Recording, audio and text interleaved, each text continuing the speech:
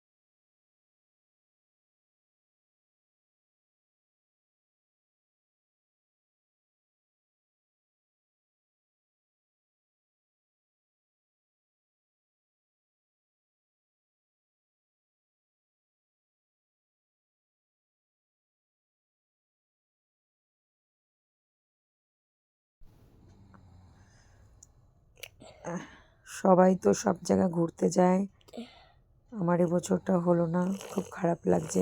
বারবারই এটাই বলছি, কারণ কি, যে প্রতি বছর যায়, এক বছর যদি মিস যায় না, সেটাই তার কাছে যেন ভীষণ একটা খারাপের মুহূর্তটা মনে হয়।